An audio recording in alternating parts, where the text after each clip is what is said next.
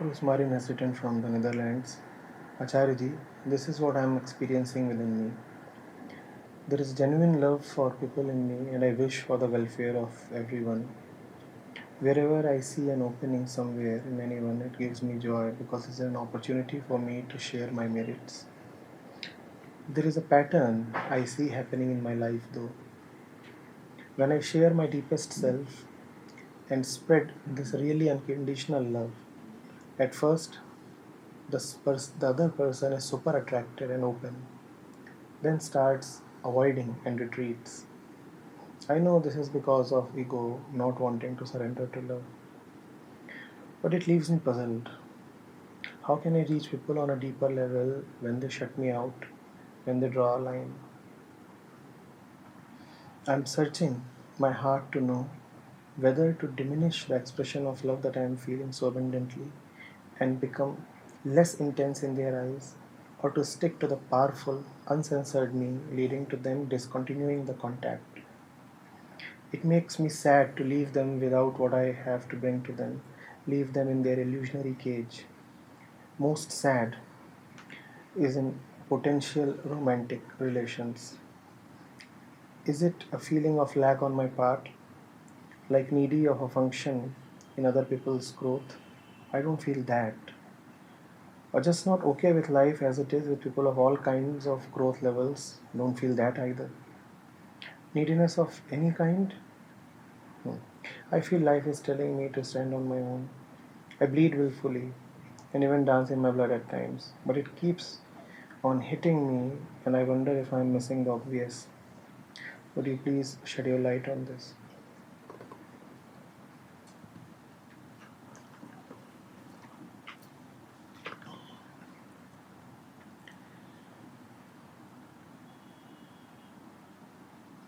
There comes a point, Rosemarin, beyond which the growth of the so called other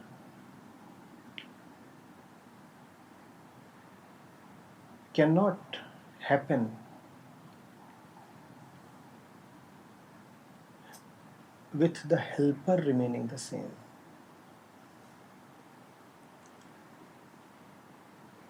The helper is attracted to help initially, and that's a welcome thing.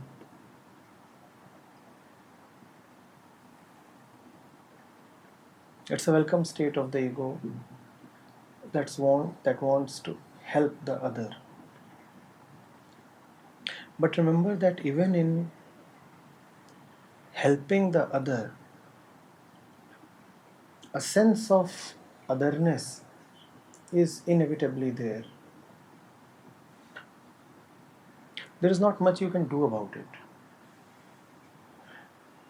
And even if you are sensing the other as the other, still your intention is to help. So it's welcome. You need not obstruct that initial urge of yours to reach out to the other people, share, as you said, your merits with them, open your heart to them, and help them reach higher within themselves. It's a wonderful thing. It's a wonderful thing that continues only up to a point. Because this wonderful thing is all said and done driven by the ego that sees otherness. Like everything about the little self, the capacity of the little self to help is also limited. So you'll be able to help initially, and as you said, the other person initially is super attracted and receptive, and then comes that boundary, that barrier, that limit. That limit is as much yours as it is of the other person. It's mutual.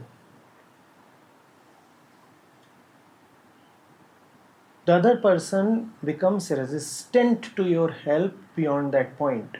Obviously, it has to be mutual. The other person is resistant to something that you are giving. Had you not been giving what you were giving, the other person would not have resisted.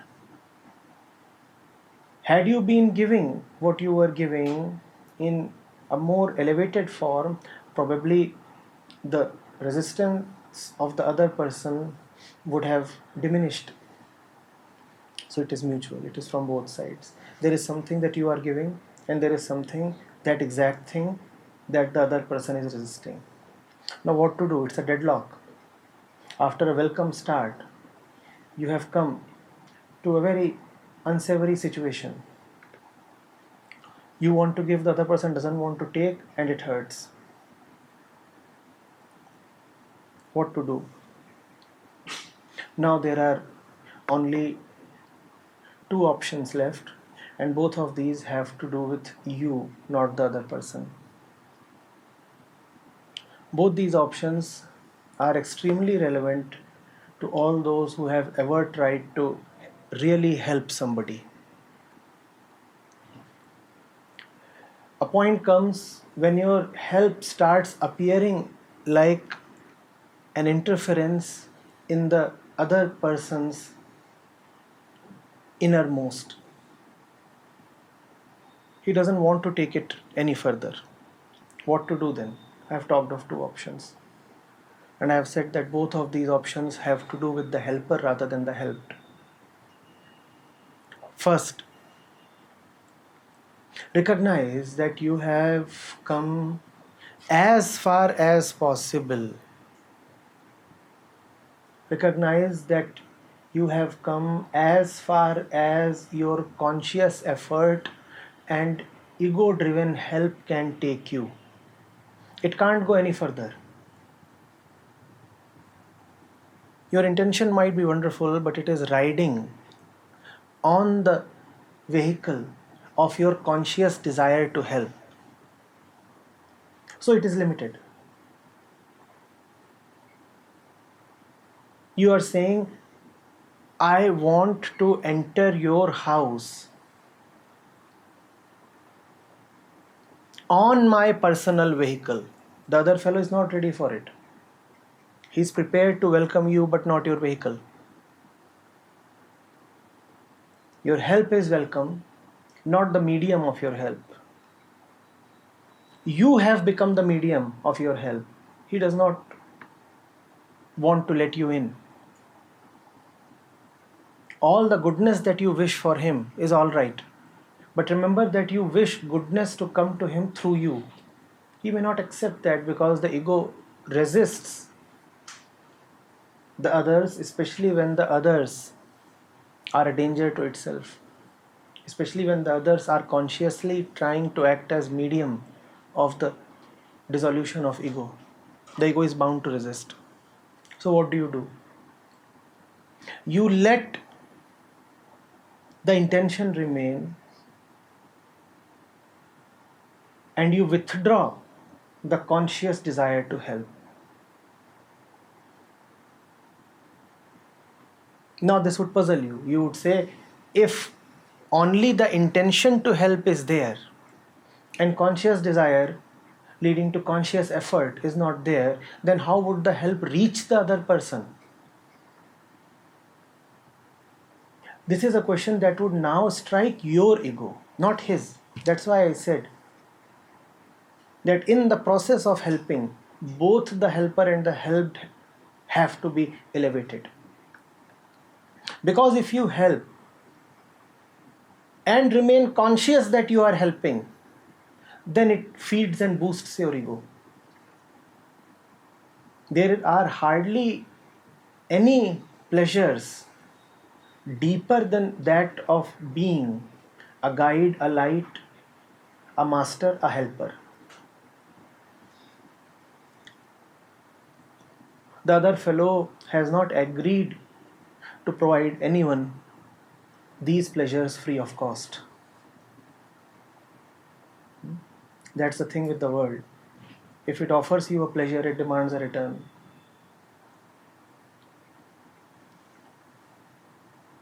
It sounds counterintuitive.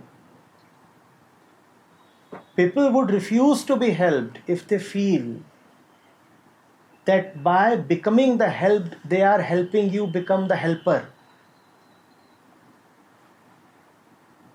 That's the thing with the ego. It can tolerate its own loss, but not see the other fellow fattening his little self. So what do you do then? You say, fine, I can now only pray. I can pray that the help reaches you, but not through my concerted or conscious or deliberate action. I withdraw myself. Now the withdrawal of yourself, the withdrawal of the medium of the help is not the same as the withdrawal of the help. Though the ego would again resist. The ego would say, if I do not help, who is going to help? There is a help possible that comes without the helper. The helper that is you, the helper that is me, the helper that is every little individual in this world. The help that we can deliberately provide is so little. But we must go till that point and stop there. And then we must hand over the process of helping to the unknown. We say, now I have done the best I could, and I cannot be arrogant enough to think that I can continue any longer. I have come to the limit of my knowledge, the limit of my energy, the limit where the other person would accept my hand with a smile. So I'll not force matters. I drop it here. I drop it here and I let the infinite, the unknowable, take care of you and take care of me here onwards. The ego will not like this. The ego might even say that you have withdrawn or you have derelicted your duty. The ego would accuse you of being an escapist. The ego would say, you should have tried harder. If he was resisting you, you should have pushed, coerced, lured, done more. You should humbly say, no, I knew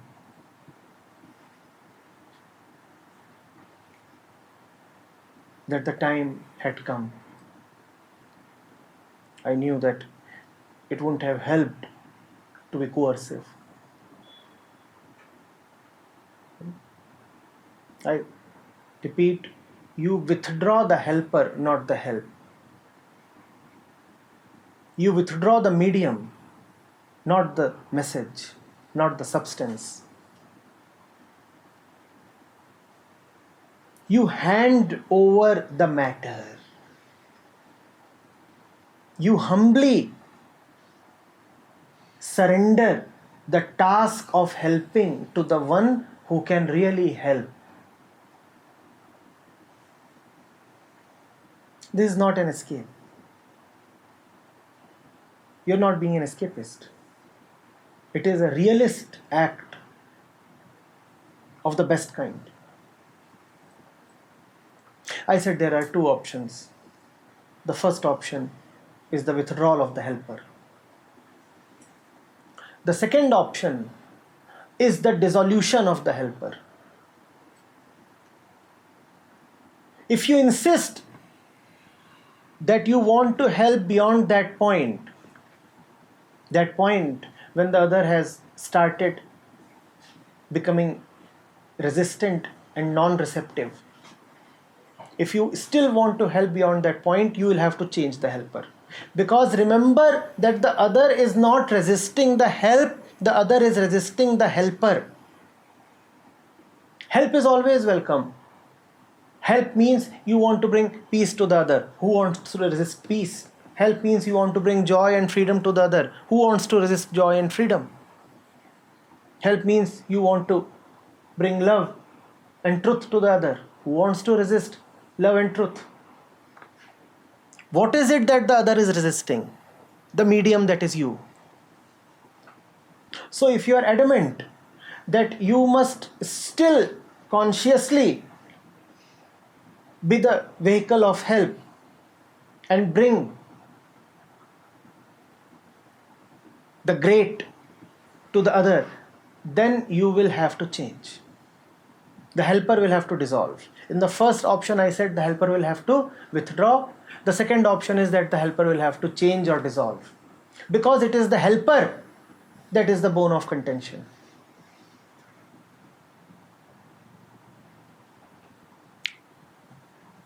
Now, things have come a full circle. You wanted to help the other so that the other might change. But soon you discover that in order to help the other, firstly, you will have to change. And that is why our attempts at helping others often fall so flat. Because we intend to change the other, simultaneously preserving ourselves. The other severely dislikes it. He says, if I am ego-ridden, so are you. And it is not fair at all that I am supposed to change and you are supposed to remain the same. If you are teaching me that the ego is a burden and must go away and dissolve, then why don't you display that first? Why don't you lead by example? Why don't you show me that in your love towards me, you are firstly prepared to give up your ego? But what is it that you keep proclaiming? You say, I love you so much that I want you to change. The other fellow is saying, if you love me so much, then demonstrate what is meant by change. Lead by example. Prove to me that it is possible. It is on the basis of your love that you want me to change. Demonstrate then that love first. If your love is the foundation, if your love is the sacrament, then the foundation has to be solid.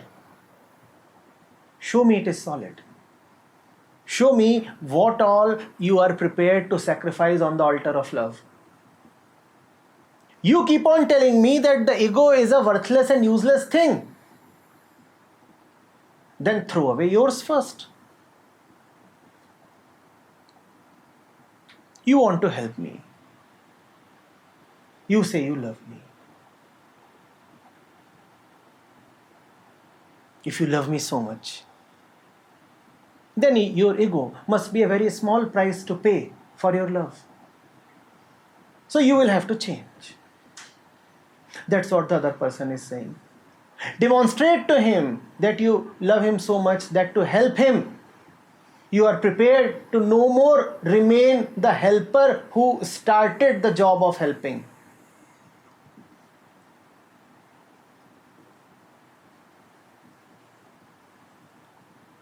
The second option is a tougher option. It is only for the lovers of battles. But I must mention this option to you because you mentioned that you enjoy dancing in your own blood. So you are battle hardened. You might relish this option.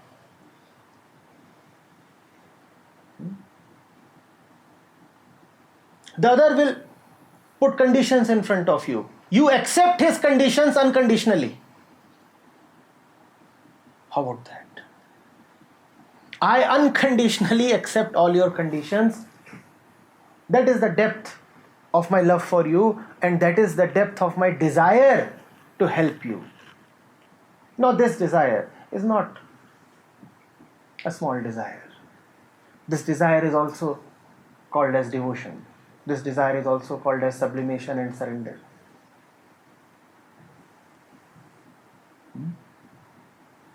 But remember one thing.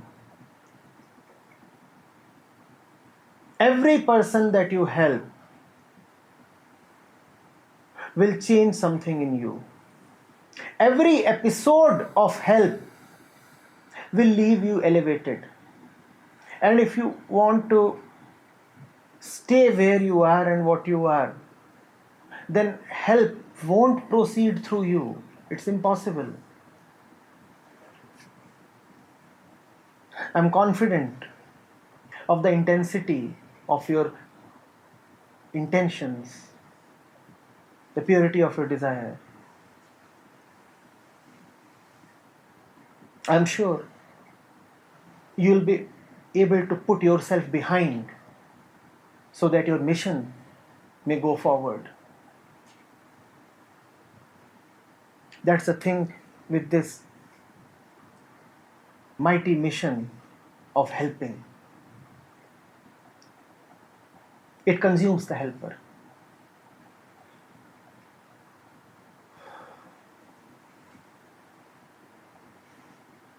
You haven't saved anybody if you haven't been killed.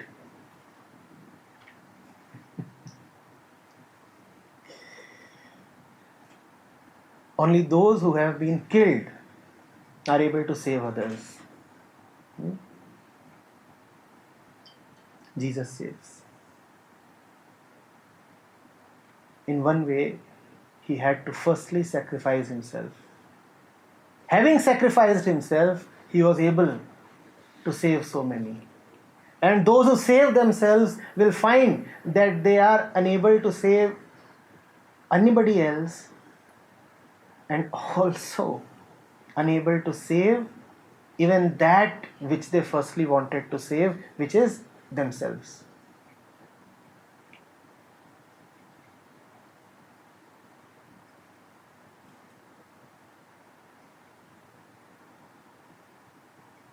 One finds down the road of good intentions that one is herself the barrier that blocks that road. All your great intentions are thwarted by your own presence.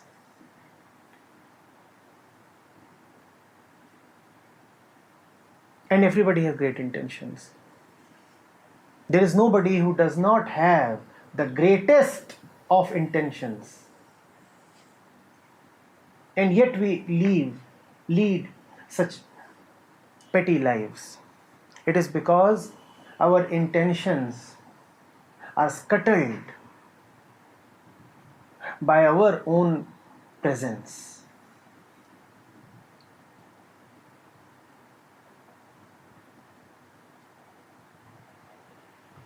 It is as if you want to walk into the other's heart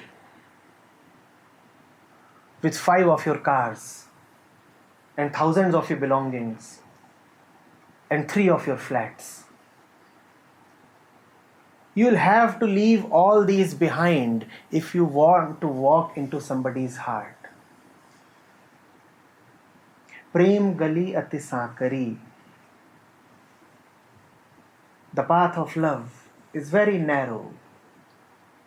You cannot carry yourself along with you. There is enough space for you to comfortably walk, but there is not at all any allowance for you to carry any luggage, any belongings, any externalities.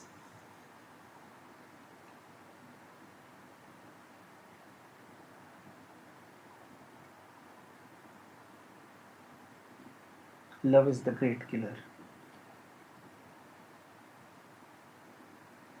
And we killed without hoping for resurrection. If you hope to be resurrected, you will hope to be resurrected exactly as you currently are. And that is no resurrection.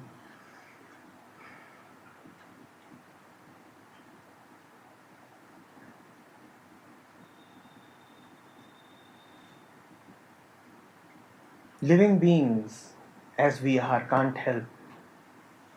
Our dead absences can. They are very lively, our dead absences. Our withdrawals can help. Our ghosts can help. Is that why they say the holy ghost? It can really help.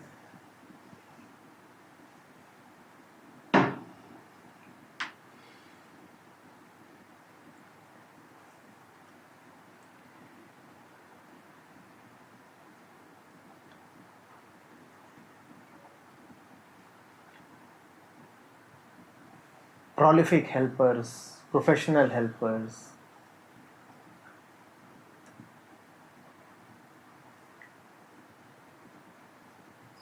serial helpers, they help only their own limitations.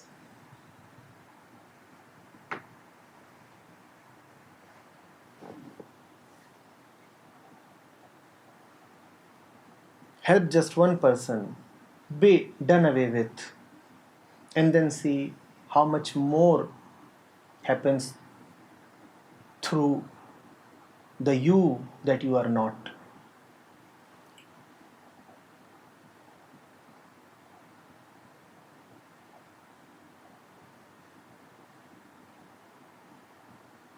Sitting in one corner of your room, you might find you are helping the entire universe. You'll never know how, you'll never know the means, the methods, the whole mechanism.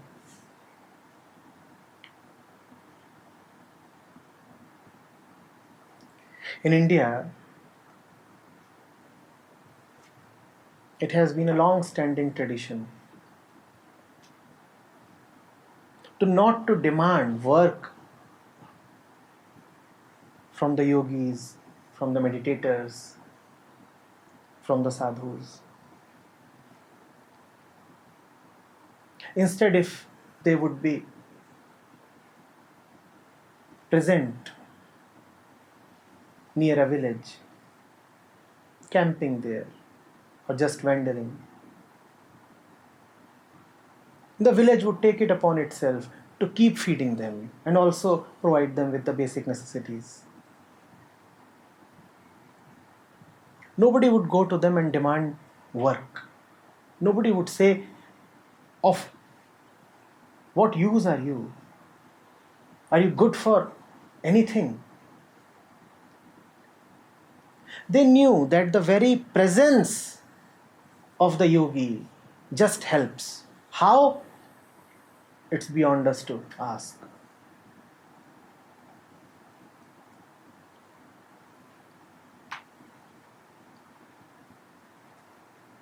He might appear sitting idle, but his idleness is awesome. It does something to the one who casts even one glance at him.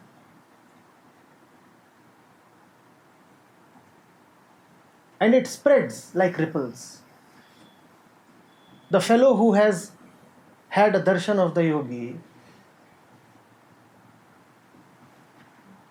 is not the same as he was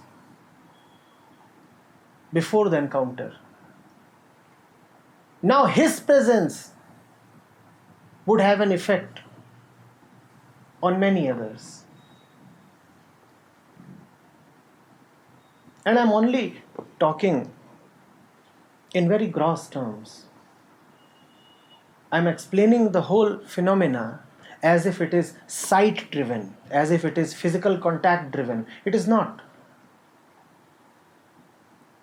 You will not know how it operates. Maybe the tree under which he sits says something to the air. And the air travels and says something to others.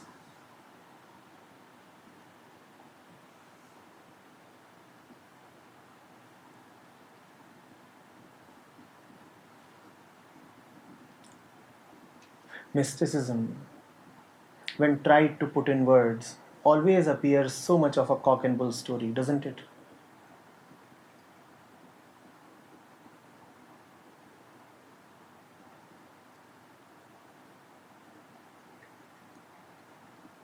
So you would just help. Your very presence would be love, and it would radiate to others.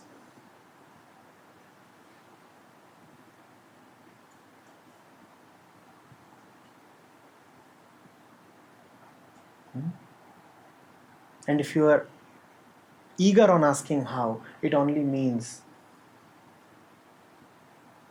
that the time to change has come.